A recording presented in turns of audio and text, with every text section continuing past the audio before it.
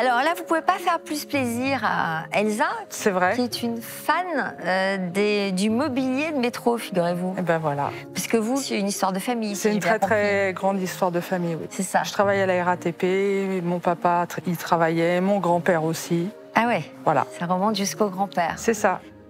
Et alors, donc, ils viennent d'où ces bien, sièges, quoi? C'est des sièges de métro? Oui. Ouais. De Sprague, oui, c'est mon papa qui les a récupérés à la fin des années 60, quand le matériel a été réformé.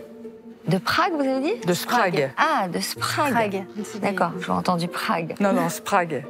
C'est un type de rame Sprague Thompson. Voilà. D'accord, nous, on ne sait pas ce que c'est, hein, pardon, mais vous dites ça, tout le monde a travaillé à la RATP, moi, je ne sais pas ce que c'est, Sprague. Alors, expliquez-nous, Elsa. Donc, Sprague Thompson, c'est une rame un peu révolutionnaire, en métallique, la première rame métallique. En fait, le métro parisien a été mis en service en 1900. Ouais. Et les premières rames étaient en bois. Il y a eu un incendie qui a été très meurtrier, je crois en 1903.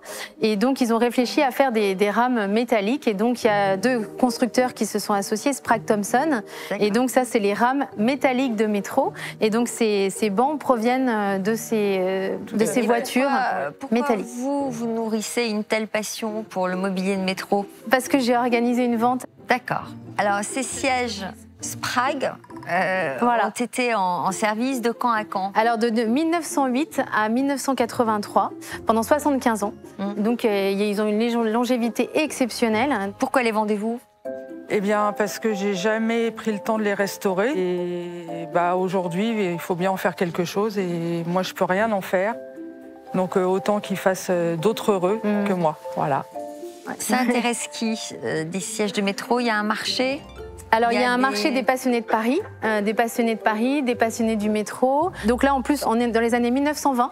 Avec ce modèle-là, donc avec ces bancs à lattes de bois, légèrement un tout petit peu incurvés, c'est quand même assez confortable, donc on ne va pas s'asseoir, mais c'est confortable. Ce sont des bancs de seconde classe. Oui. Il y a la plaque émaillée au dos avec un décor de filet Société du verre étiré, donc seconde classe, on la voit très bien aussi également ici. Là, il y a le strapontin pour le machiniste, enfin pour le service, en fait, en l'occurrence le contrôleur. Et ça, évidemment, c'est pas du tout, normalement, c'est pas comme ça, parce que c'est au-dessus, c'est la barre en laiton porte-chapeau, enfin porte-bagages, porte-chapeau, avec la petite plaque émaillée de publicité qu'il y avait dans le métro. Et donc là, on l'a aussi. Le fait il faut le restaurer, mais il y a tout. Oui, voilà. Exact. Alors, quelle va être votre estimation pour cet ensemble? Alors, il aurait été en très bon état. Je pense qu'on pouvait monter jusqu'à facile 700-800 euros. Là, effectivement, il y a beaucoup de travail. J'en suis bien consciente. Oui. Il faut rester raisonnable, mais il y a des passionnés du métro. Voilà, je suis bien placée pour le savoir. Donc, je pense qu'il faut rester raisonnable en estimation et je vais vous donner 350 euros. Très bien. Voilà. C'est parfait. De quoi gâter toute votre famille?